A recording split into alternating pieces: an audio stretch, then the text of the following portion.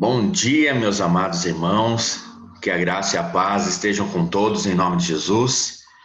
Vamos dar início mais uma vez à aula de hoje, né? Antes de mais nada, vamos agradecer pelo dia, pela semana que o Senhor nos deu, né? Feche seus olhos onde você está e vamos agradecer. Pai querido, Pai amado, Senhor, nos colocamos, Pai, em Sua presença. Primeiramente, Senhor, para lhe agradecer por tudo isso que o Senhor tem feito nas nossas vidas, Pai. Gratidão a Ti, Pai, pelo momento, Pai, pela nossa saúde, Pai, pelo simples fato, Senhor, de a gente estar podendo levantar das nossas camas, estar abrindo os nossos olhos, estar vivendo tudo isso que está acontecendo, Pai. Que o Senhor esteja abençoando as nossas vidas, Pai. Continue, Senhor, nos guardando de todo mal, Pai. A nossa família, os nossos filhos, Pai. A nossa igreja. Coloca em suas mãos, Pai, a vida de cada um presente, Senhor, aqui nessa live, Senhor, que está acompanhando essa aula de hoje. Que o Senhor esteja falando no coração de cada um dos seus filhos, Pai. E que essa mensagem, Pai, ela sirva não somente para mim, mas para todos que estão acompanhando, Senhor. Nos abençoe no decorrer dessa aula e no decorrer desse dia, Pai. É que eu te peço e agradeço em nome de Jesus. Amém. Amém, meus irmãos? Então vamos dar início. Eu vou compartilhar a tela aqui com os irmãos.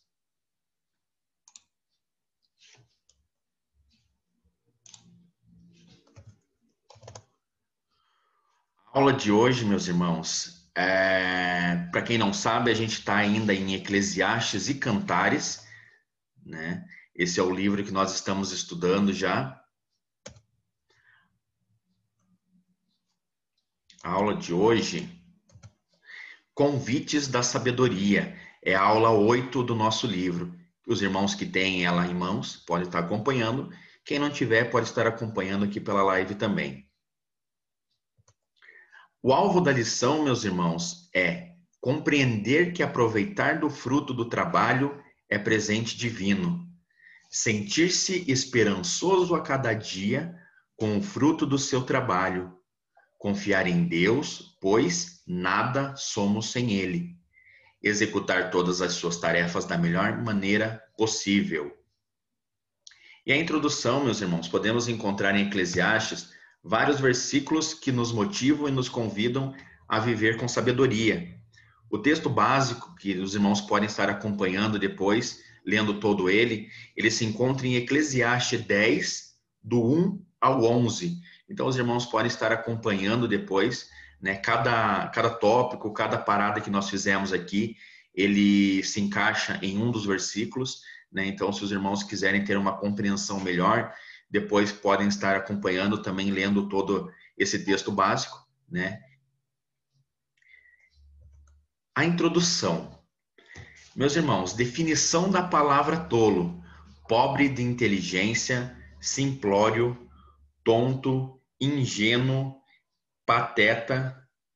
Isso está de acordo com o Dicionário Escolar de Língua Portuguesa Michaelis, né, ou Michaelis, né? Então ele está a definição da palavra tolo, né? Então o primeiro ponto, meus irmãos, aonde diz não seja tolo, a palavra tolo, que aparece 5 vezes no capítulo 10 de Eclesiastes e mais 5 entre os capítulos 1 ao 9, significa tolo, estúpido, estulto, simplório, arrogante, né? O termo estulto, que ocorre em Eclesiastes 10, do 2 ao 3 e o versículo 14, tem o mesmo sentido.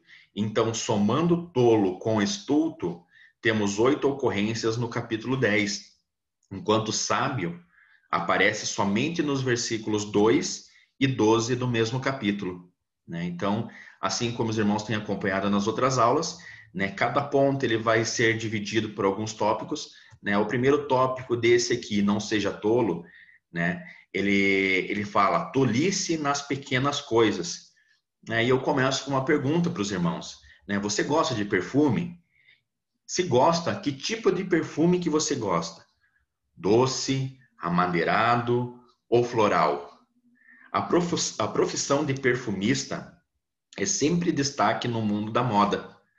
Fragrâncias são cuidadosamente desenvolvidas para despertar sensações de higiene, frescor, beleza, prazer e status.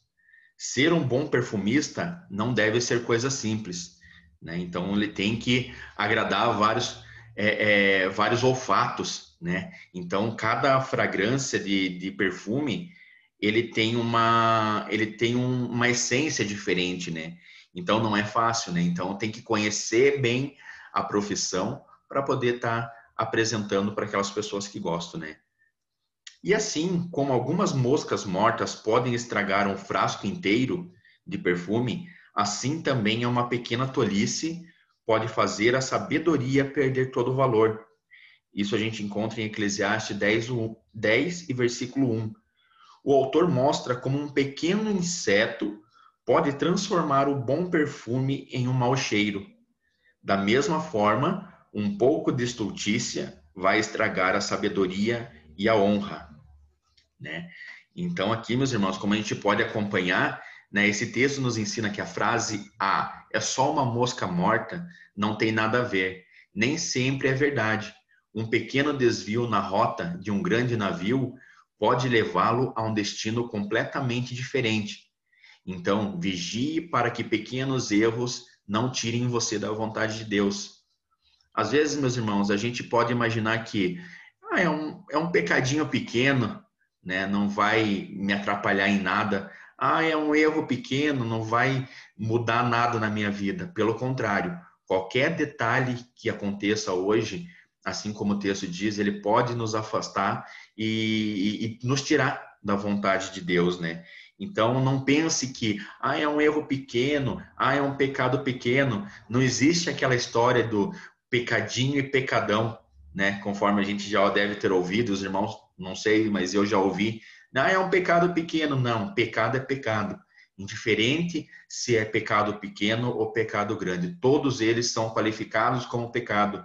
Então não tem essa história, né? Então, qualquer tipo de pecado nos afasta de Deus. Qualquer erro, por menor que seja, pode nos tirar da vontade de Deus.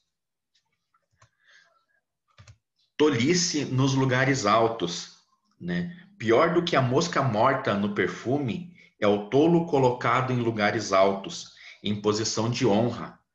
Ter um tolo no time já é muito ruim, mas fazer dele o líder de uma equipe é catástrofe. Centenas de pessoas perderam a vida na Primeira Guerra Mundial quando levada em missões suicidas por militares destreinados e ineptos. Roboão, filho de Salomão, foi colocado no trono para reinar sobre Judá. Ele não aceitou o conselho dos mais sábios e foi o causador da divisão de Israel. Isso a gente encontra em 1 Reis 12, do 1 ao 15. Então, assim, meus irmãos, é igual dentro de uma empresa, né? Dentro de uma empresa, às vezes você está numa posição alta, né? Num cargo alto dentro de uma empresa, mas não tem aquela experiência, né? Assim como acontece dentro de um time. Você não pode, por mais que a pessoa seja uma pessoa boa, mas às vezes é um tolo, e você colocar ele como liderança vai levar a equipe para o buraco, né? A mesma coisa aconteceu na guerra. Muitas pessoas que não foram treinadas, muitas pessoas que eram inexperientes, né, em relação à guerra, foram os responsáveis, né, pelas missões, pelas mortes que acabaram acontecendo, né? Então a gente tem que tomar cuidado com isso, né? Às vezes a posição lá em cima, a pessoa que está num lugar mais alto, não quer dizer que seja o melhor, né? Então a gente tem que estar sempre qualificados e estar preparados, né, para todos esses momentos. Poucas vezes, quem ganha o que não merece, agradece pelo que ganha. O que você acha desse pensamento? Poucas vezes, quem ganha o que não merece. Isso acontece muito, principalmente em empresas, como a gente falou. Pessoas que exercem um cargo alto dentro de uma empresa, não merece estar lá, mas agradece pelo que ganha, né? Mas a gente, como eu falei, para não se tornar um tolo num lugar alto, tem que estar preparado. Tolice em coisas da natureza. 6 imagens ilustram esse ponto: cova, muro, cobra pedras, lenha e ferro. Todas mostram que o tolo quer ser consciente dos perigos que há na vida. Ele não pode ser inconsequente nem ingênuo. Salomão quer mostrar como o tolo pode ser destruído por coisas que ele mesmo faz, tais como abrir uma cova, derrubar um muro e arrancar pedras.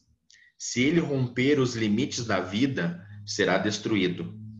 A imagem do rachar lenha, sem ter o machado devidamente afiado, é muito interessante, porque uma ferramenta sem corte exigirá mais força do lenhador, levará muito mais tempo e não obterá os resultados esperados. Jim Winter lembrou: quantos de nós já mergulhou inteiramente ao serviço de Cristo, esgotando-se no seu serviço, sem primeiro afiar nossos machados em sua presença? Meus irmãos, isso acontece muito, tá? A gente vê muitas pessoas hoje trabalhando no reino, trabalhando no serviço de Deus, mas para isso, meus irmãos, assim como em qualquer outra posição que você esteja, tem que estar com os machados afiados, conforme diz, né? A gente tem que estar preparado, a gente tem que se preparar antes, né? Não fazer de qualquer jeito, principalmente quando se trata das coisas do reino, quando se trata das coisas de Deus, né? Nós temos que estar com os nossos machados afiados, nós temos que estar preparados, né? Em Isaías 40, do 29 ao 31, diz: dá força ao cansado e multiplica as forças aos que não têm nenhum vigor. Os jovens se cansarão e se fatigarão, e os moços certamente cairão. Mas os que esperam no Senhor renovarão as forças, subirão com asas como águias, correrão e não se cansarão, caminharão e não se fatigarão. Benção, né, meus irmãos? Então, que nós estejamos com os machados afiados e preparados, né, para todas as ocasiões que acontecer, e não fazer nada de qualquer jeito, né? Nos preparar antes para isso. Não, às vezes uma coisa pequena que tem que ser resolvido vai acabar levando mais tempo, exatamente porque a gente não se preparou. Tolice nas palavras. O apóstolo Tiago afirma que quem não tropeça nas palavras é homem perfeito. Isso diz em Tiago 3, versículo 2. E quem não esperaria que o tolo tivesse problemas no falar? Quem fala o que quer, ouve o que não quer. Nós já ouvimos muito isso, né? Quem fala o que quer, ouve o que não quer. Esse dito popular revela muita sabedoria e expressa uma característica do tolo, enfatizada pelo pregador.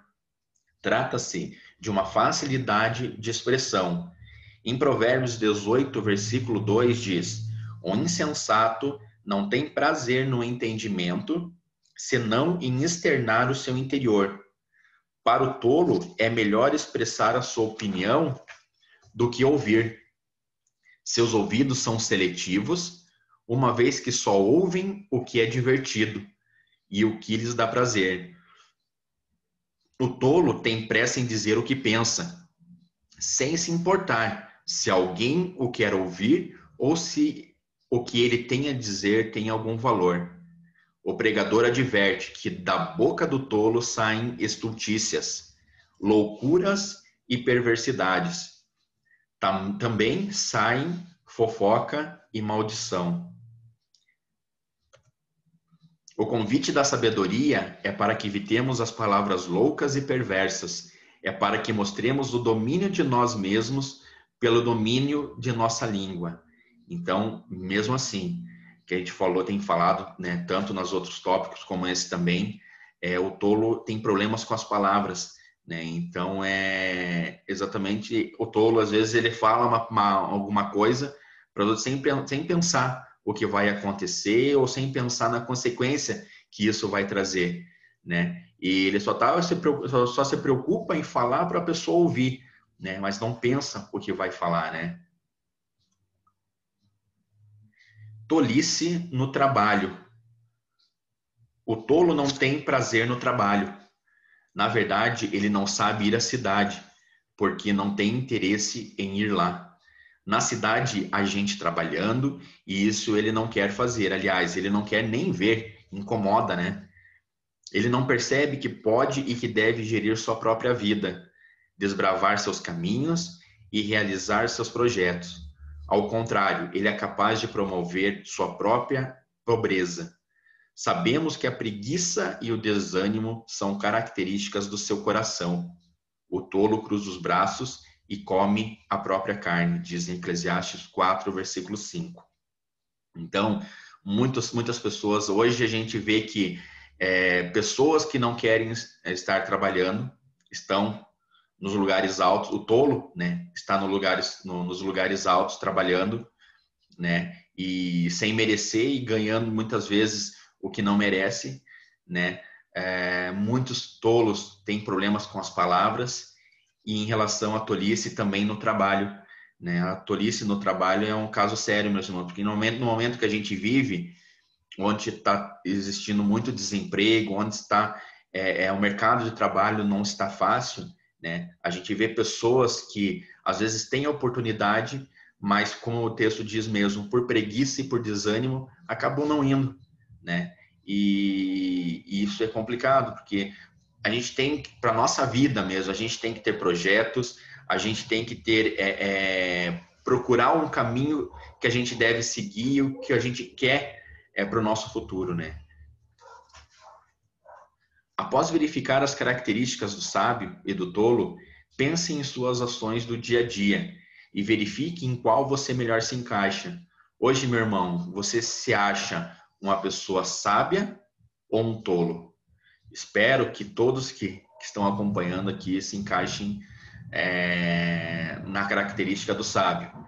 Se existe alguém com a característica de tolo, exatamente tudo isso que a gente está fazendo e está falando é um momento para refletir, né? E um momento para a gente orar a Deus para ter mais sabedoria, entendeu? O segundo ponto, meus irmãos, procure a nobreza. Né? Neste parágrafo, o pregador faz um contraste entre a terra, o país, governado por uma criança, referindo-se à imaturidade, né? E a terra governada pelo rei, filho de nobres, no hebraico, filho de homens livres, que é uma referência a alguém cuja posição social lhe dá ousadia para agir sem temor, né? Além dessa grande diferença, aprendemos que o rei insensato começa a banquetear já de manhã, mas o rei nobre senta à mesa para refazer as forças e não para a bebedice. Em seguida, o sábio dá 3 conselhos ao rei insensato. Vamos a esses conselhos, meus irmãos. A preguiça desaba ao teto. O mesmo versículo na Nova Tradução, na linguagem de hoje, ficou assim: se por preguiça você deixar de consertar o telhado da sua casa, ele acabará ficando cheio de goteiras e a casa cairá. Exatamente, meus irmãos. Isso é uma coisa básica, né? Então, a gente diz ali os homens, né, o sacerdote do seu lar, né, que tem esse compromisso, essa obrigação, né? Às vezes você está lá com o seu telhado, né, cheio de goteiras, né, e por preguiça acaba não arrumando. Às vezes é uma coisa básica, ou não arruma, ou não acha alguém, né? Às vezes a pessoa não é preparada para isso, né? Mas às vezes a pessoa não vai atrás disso e deixa do jeito que está. Então a preguiça acaba desabando o teto. E realmente, se por preguiça você deixar de consertar o telhado da sua casa, ele acabará ficando cheio de goteiras. E com isso vai acabar cedendo, né? E a casa cairá. O segundo conselho, o dinheiro não resolve tudo. Por mais que as pessoas falem aí hoje que é bom ter dinheiro, porque dinheiro compra tudo, dinheiro resolve tudo, na verdade não. O dinheiro não resolve tudo, né? É claro que muitas coisas hoje a gente depende de dinheiro, né? Mas não é tudo hoje, né? Até se tratando de bens materiais, de pessoa mesmo, de caráter da pessoa mesmo, hoje o dinheiro não resolve tudo, né? Embora o texto afirme o contrário, né? Mas o que o autor quer dizer é que ninguém vai ficar o tempo todo rindo numa festa, pois ela tem hora para terminar. A alegria do vinho é passageira e enganosa. Da mesma forma, o dinheiro não pode comprar todas as coisas, e por isso não resolverá todos os problemas do homem, mesmo que ele seja um rei. Se os irmãos acompanharem as histórias da Bíblia, vai ver que os reis tinham tudo. Tinham ouro, tinham toda aquela riqueza, mas não eram felizes, né? Muitos viviam sozinhos, mesmo com toda aquela riqueza. Mas hoje, do que você adianta, trazendo para o nosso momento hoje, o que adianta você ser rico, ter bens, propriedades, ter tudo ali em relação ao lado material e não ter o principal hoje, né? Não ter uma pessoa do seu lado, se sentir sozinho, né? Mesmo sabendo que nunca nós estamos sozinhos, sempre temos a companhia de Deus ao nosso lado, mas hoje o dinheiro não compra isso, né? Então, às vezes aquela pessoa que fala, não, eu tenho tudo hoje, não, então eu tô bem hoje. Será? Então é um momento para a gente refletir mesmo essas pessoas que têm condições hoje financeiras acima do normal, se vivem felizes realmente. E o terceiro conselho, a maledicência chega aos ouvidos do ofendido. Por esse texto podemos perceber que é muito antiga a expressão um passarinho me falou que. Na verdade, pássaros não falam e paredes não têm ouvidos, né? A gente já ouviu esse ditado, né, que as paredes têm ouvidos. Na verdade, as paredes não têm ouvidos. Mas a advertência é para que, em tempos de dificuldades, controle-se no falar e não ache que os reis e os ricos são culpados de todas as coisas ruins, né? Hoje nós temos o costume de falar, não, isso só está acontecendo porque é uma pessoa que está no alto padrão de vida hoje, é uma pessoa rica, e na verdade não é assim. Nós sabemos que tem pessoas ricas e pessoas boas, né? Pessoas ricas boas, né? E claro que tem algumas que se sentem, usam aquele poder do lado financeiro, ou usam aquele poder hoje de ter aquela condição, muitas vezes, para pisar nos outros, né?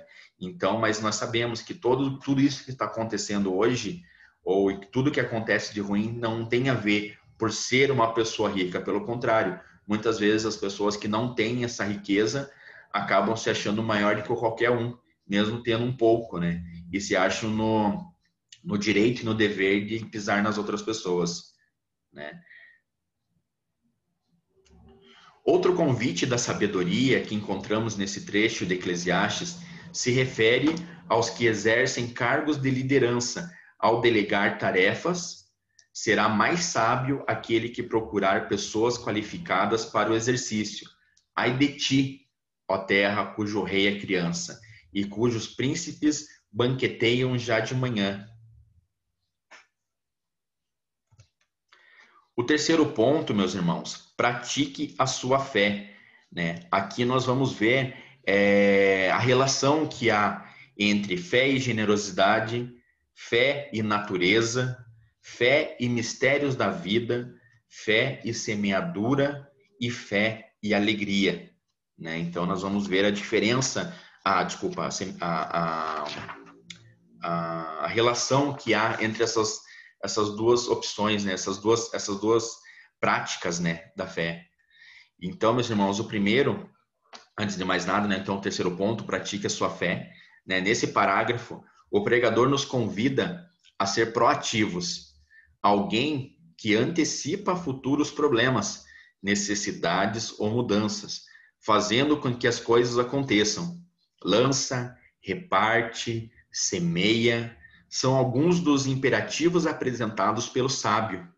Muitos comentaristas têm dito que aqui temos a vida de fé, no sentido de tomar algumas atitudes e acreditar que elas trarão resultados proveitosos. Então, nos dias de hoje, meus irmãos, nós temos a nossa obrigação de tomar muitas decisões no dia a dia, né? Então, a gente tem tomado essas atitudes de acordo com a fé, né? A expressão não sabes Aparece 4 vezes em 3 versículos do texto de Eclesiastes, no capítulo 11, versículo 2, 5 e 6. Então, a lei da semeadura e da colheita está presente nesse tópico, né? Então, o primeiro ponto que a gente tinha falado ali, fé e generosidade, né? A época de Eclesiastes, os navios que saíam em rota comercial demoravam muito para chegar ao destino e trazer o resultado das vendas. Em 1 Reis 10, 22, escrito que a frota de Salomão partia uma vez a cada 3 anos e trazia ouro, prata, marfim, bugios, né, que eram os macacos, e pavões. Lançar o pão sobre as águas é a cena do comércio. O conselho é para que se acredite no resultado do trabalho. Repartir com 7 e ainda com 8 é a generosidade colocada em prática. Afinal, muitos que ajudamos hoje poderão nos ajudar. Desculpa. Afinal, muitos que ajudamos hoje poderão nos ajudar amanhã. Alguém já deve ter visto ou vivido isso, né? Hoje a gente deve fazer, às vezes, muitas vezes que a gente vem até nós alguma demanda pra gente, e a gente tem condições de estar sendo generosos e estar ajudando aquelas pessoas, a gente não deve fazer isso esperando algo em troca, né? Eu te ajudo hoje, mas eu não espero nada em troca. Mas, quem sabe, hoje eu estou te ajudando e amanhã eu precise. Aí é a sua vez de usar a generosidade para me ajudar também, né? Então a gente não sabe o dia de amanhã.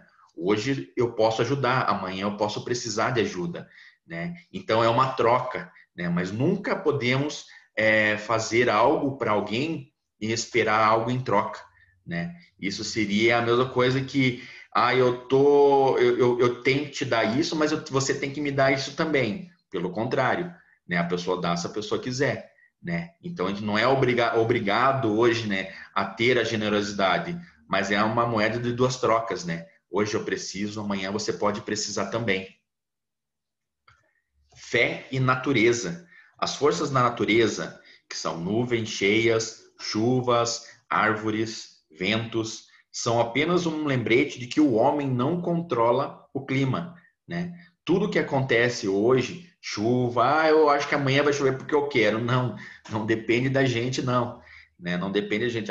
Porque a gente, no momento que a gente está vivendo hoje aí com essa falta de chuva, você fala, não, eu determino que amanhã vai chover. Amém? Eu posso orar para Deus, né, em relação a isso, mas não depende de mim.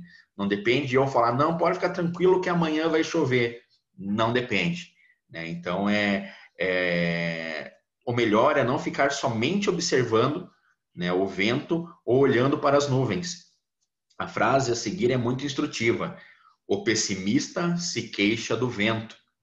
O otimista espera que ele mude. E o realista ajusta as velas. Então, nós temos que ser principalmente otimistas e realistas, né? Jamais pessimista, né? A gente não pode se queixar hoje do nosso tempo, se está calor, se está frio, se está chuva. A gente não pode fazer isso. Então, a gente não pode ser pessimista em se queixar do que Deus nos deu hoje, né? Mas sim, a gente pode ser otimista, né, esperando que isso vá mudar, né, e realista, sabendo como está hoje. Né? Eu estou lá no Nordeste que tem uma seca de alguns anos, então eu tenho que ser realista também ao ponto que não é fácil chuva, mas eu posso ser otimista falando, poxa, Deus vai mandar uma chuva ali. Né? É praticar a nossa fé, esse é o terceiro ponto, né? É a fé e a natureza. Então, não depende de nós, mas nós podemos ser otimistas e realistas em relação a tudo isso. Fé e mistérios da vida. Nesse versículo, Deus é proclamado o Criador de todas as coisas. O mistério do caminho do vento e da formação dos ossos no ventre da mulher grávida são para nos ensinar que certos aspectos das obras de Deus na terra desafiam-nos e permanecem sem explicação. Não tente entender o que Deus faz. Deus faz milagres, Deus faz muitas maravilhas, no nosso dia a dia, às vezes com pessoas que você conhece, que às vezes você nem imagina. Então não tente entender o que Deus faz, né? Ele pode todas as coisas, ele pode mover céus e terras, ele pode tudo. Então ele é o Senhor de todas as coisas, né? Então ele pode. Então não tente achar, poxa, mas o que aconteceu? Por que aconteceu aquilo? Mas nossa, isso é um milagre. É um milagre porque Deus permitiu aquele momento ali. Então é um mistério da vida, né? É um mistério que só Deus pode tudo, né? Então não depende também, não depende de nós, né? Entender. E se Deus fez é porque Ele achava que deveria ter feito e ponto final. Ele pode tudo, né? Ele manda em tudo isso, né? Ele só nos emprestou isso que nós estamos cuidando hoje, né? Então a gente tem que fazer a nossa parte, a gente tem que cuidar de acordo com o zelo e o cuidado que Deus tem com tudo isso, né?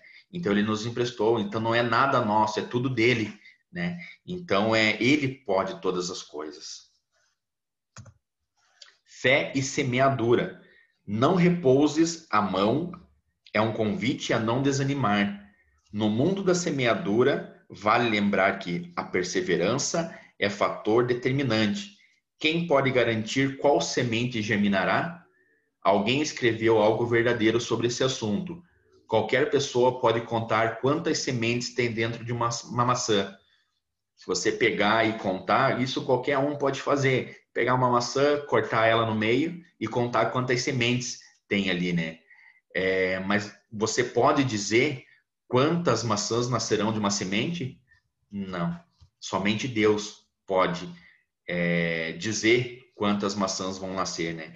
Então esse eu achei bacana, porque ele está em Eclesiastes 11:6, que diz assim: semeie a sua semente de manhã e à tarde não fique de braços cruzados, porque você não sabe qual irá prosperar, se esta, se aquela ou se ambas serão igualmente boas.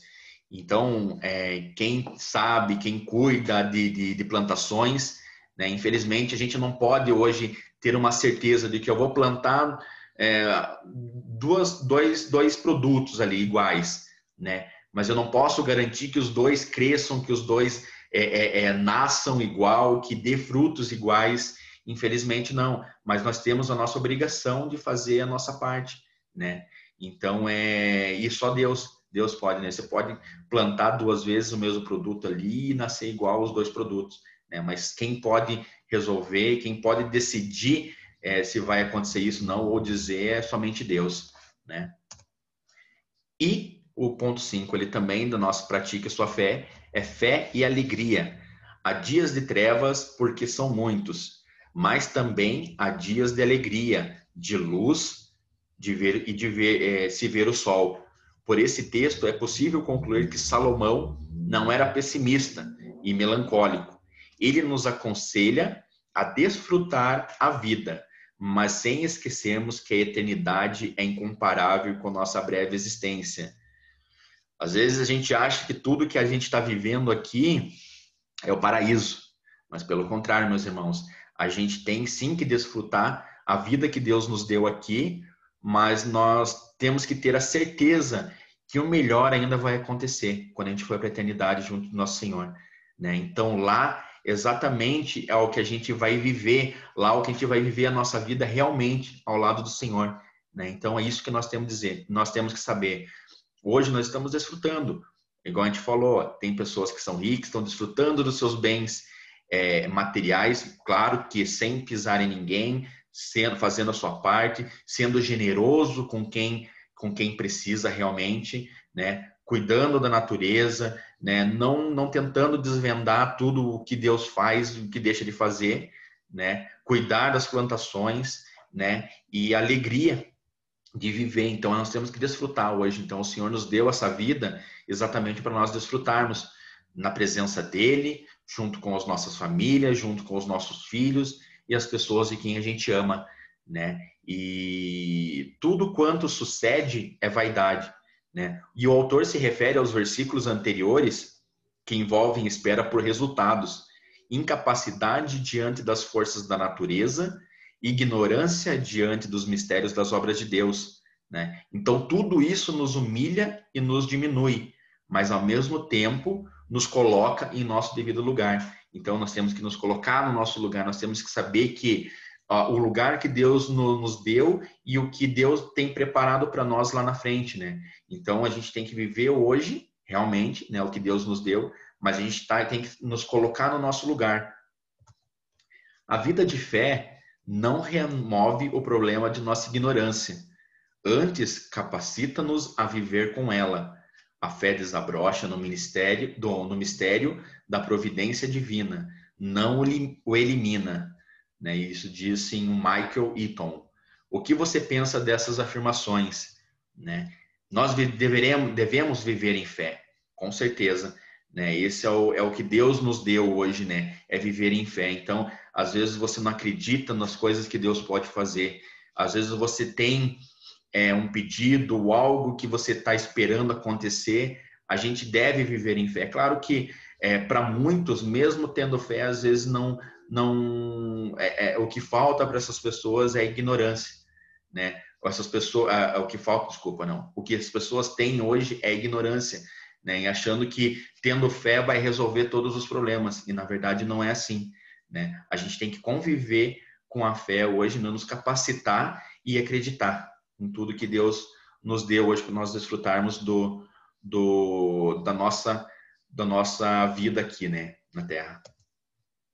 E a conclusão, meus irmãos, de tudo isso que nós falamos hoje, né, além de aquela pergunta que eu fiz para os irmãos de identificarem se vocês são sábio, se vocês são tolo, a conclusão desse estudo hoje, o que é?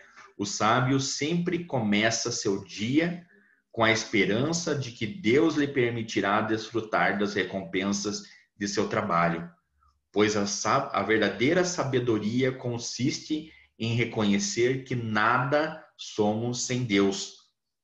Então, meus irmãos, a conclusão não poderia ser melhor do que essa, né? Eu vou até ler de novo. O sábio sempre começa seu dia com a esperança de que Deus lhe permitirá desfrutar das recompensas do seu trabalho. Então, tudo que nós fazemos hoje, eu como sábio, tudo isso que nós fazemos hoje, a partir do momento que nós acordamos, como eu falei, abrimos nossos olhos e acordamos, nós temos que ter a certeza, né, de que Deus vai nos recompensar pelo nosso trabalho, né? E pois a verdadeira sabedoria consiste em reconhecer que nada somos sem Deus. A gente tem estudado, a gente tem visto isso nas aulas, tanto nos cultos, tanto nos PGMs, que as coisas não vão para frente com as nossas forças, né? Não depende de mim fazer todas as coisas. E sim, eu tenho que ter sabedoria e reconhecer que primeiro Deus. Então, assim, é a mesma coisa de eu estar num barco em alto mar e falar para Deus, não, Deus, estou vivendo aquela tempestade, aquela tempestade em alto mar e o barco balançando, e eu falar para Deus, não, Deus, senta no banquinho aí e veja como eu faço as coisas. O que vai acontecer? Com certeza o barco vai virar, né? Vai virar, você vai se afogar, isso que vai acontecer. A gente tem que fazer o contrário. A gente tem que sentar no banquinho e falar, Senhor, conduz esse barco aí para o melhor caminho, né? Conforme a sua vontade. Então, nada acontece sem a permissão de Deus. E nós não somos nada sem Ele. Amém, meus irmãos? Que Deus abençoe, né? Vou voltar aqui para a tela. Amém. Que Deus abençoe a vida de cada um dos irmãos, né? E desejo a todos aí uma ótima semana. Agradecer pela presença daquelas pessoas que estão acompanhando. Se você acha que é importante essa aula, que vai servir para alguém, passe para alguém o link. Ele vai estar no Facebook, ele vai estar no YouTube. Pode procurar lá pela aula de número 8. Está passando para alguém estar assistindo também, né? É bacana, porque às vezes tem esse momento de discussão, esse momento de compartilhamento, né, entre os irmãos, né, até em questão de perguntas, até em relação a tirar dúvidas ali. Às vezes você fazer essa pergunta para outro, você é um tolo ou você é um sábio? Né? Você tem vivido de acordo com a vontade de Deus? Você tem entendido que Nós precisamos praticar a nossa fé. Você tem entendido que nada acontece, nada, e nós não somos nada sem a presença de Deus. Então, isso é bacana. Compartilhem com as pessoas que vocês gostam, né? Esse link. Nós vamos estar continuando essa aula na próxima aula da EBD, né? Que Deus abençoe a vida de cada um. Para aquelas pessoas que não nos acompanham, estejam acompanhando pelo Facebook da Igreja Batista Jardim Maracanã, no YouTube, IBJM TV, estejam acompanhando também pelo Instagram, né? Estejam acompanhando o nosso calendário, tudo que vai acontecer no final de ano agora está chegando, então a gente tem muitas coisas para acontecer ainda, né? Estejam nos acompanhando lá, fiquem na paz do Senhor, que Deus abençoe a vida de cada um. Amém? Deus abençoe, meus irmãos, pela companhia e até a próxima aula.